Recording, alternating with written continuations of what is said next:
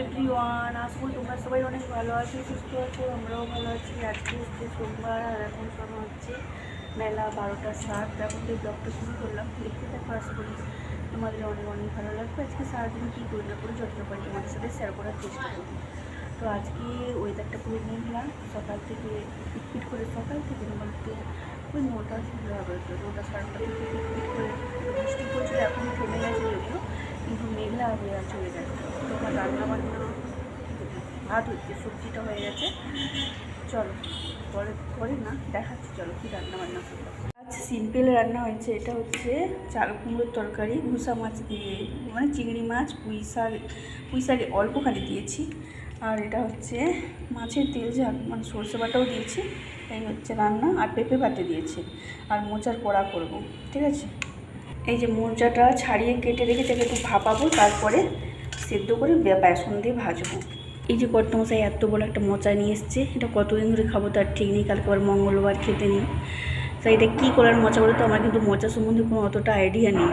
আর তার সাথে এনেছে একটা আনারসটা পেকে গেছে পুরো, আর গন্ধ উঠছে খুব সুন্দর। আজকে ভাবছি এটা কেটে খাবো মাখা করে। আনারসটা কি সুন্দর পাকা গন্ধ।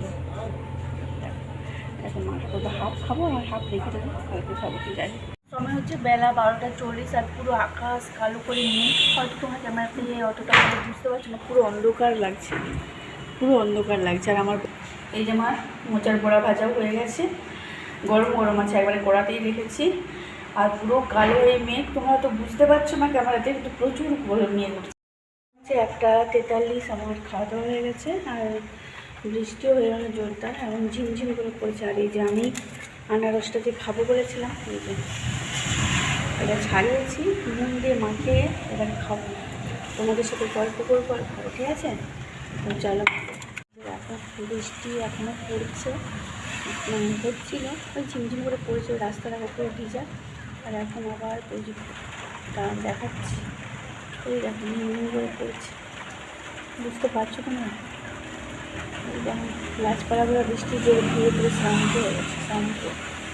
ওই দেখো ছাতা মাথায় দিয়ে যাচ্ছে, বৃষ্টি হচ্ছে এখনও ঝিমঝিম করে, জোরে বৃষ্টি পড়াটা থেমে গেছে।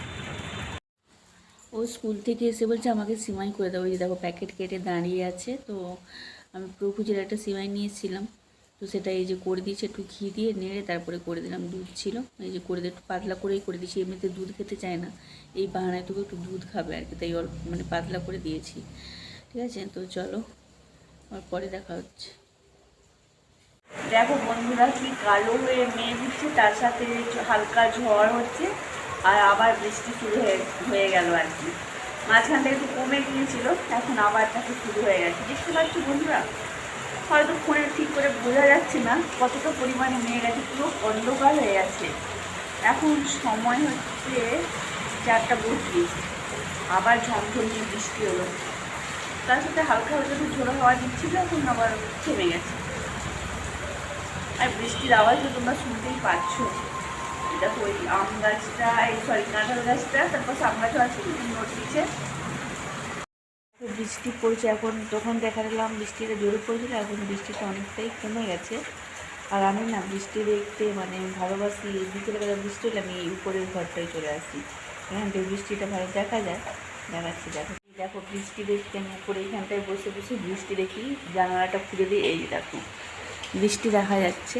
ওই জন্য আমি উপরে এখানটায় চলে আসি, মানে বিশেষ করে দুপুর টাইম বা দুপুর টাইমে খাওয়া দাওয়ার পরে বৃষ্টি আমি এখানে চলে আসি।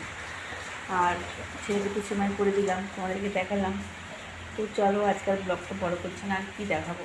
সন্ধ্যাবেলা চা হবে, ও বলছে ম্যাগি খাবে, ম্যাগি এনে রেখেছে কিনা, সামনে কাকুরির দোকান আছে, ঠিক আছে। তো চলো আজকে ব্লগটা এই পর্যন্ত। ভালো লেগে থাকলে অবশ্যই লাইক করুন করো, আর অবশ্যই আমার চ্যানেলটা সবাই সাবস্ক্রাইব করে দিও। সবাই ভালো থেকে সুস্থ, দেখা হচ্ছে নেক্সট ব্লগে, টাটা।